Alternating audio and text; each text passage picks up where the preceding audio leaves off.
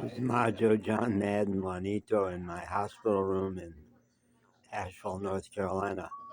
With a little entry, there's a lot of background noise, things going on in other rooms and belling.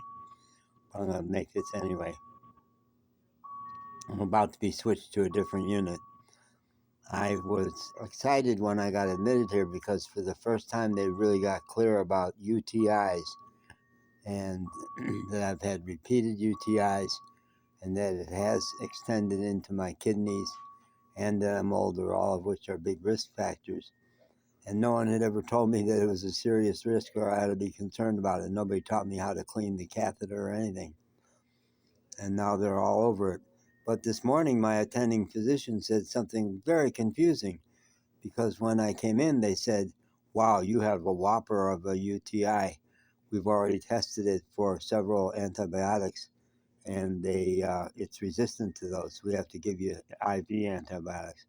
This morning, he's kind of a goofy guy. You know, doctors, they can be goofy. Anybody can be goofy.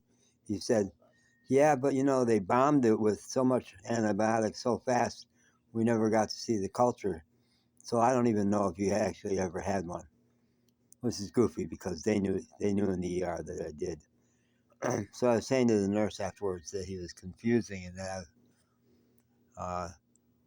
I've got a lot rolling on the possibility that this will explain what my AI search said this morning, that UTIs can make you feel just sick. And that's what I've been saying for 2.5 months. I'm sick. So I'm kind of glad to be transferred to a new unit with a new doc. But here's the story about old trauma and how it's informing me now. Because in this very same hospital 10 years ago, I had a foot infection that went systemic.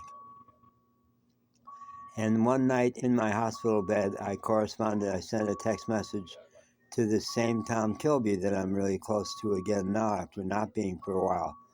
And I said, they confided to me today that they have to go to their strongest antibiotic because I'm resisting everything else.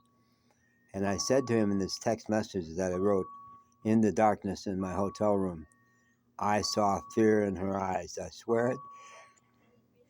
So I was telling them this story today. This is coming up and haunting me, where I said I saw fear in her eyes. She's scared she's going to lose me, and I think I read it right. And I said, I'm worried that's driving me now, so that when you say no, it's not a big deal, I don't believe you, and I still don't because I'm sicker today than I was yesterday. And my nurse said, yeah, you have something with 4 initials that's like MRSA. It's a dangerous infection that could go south.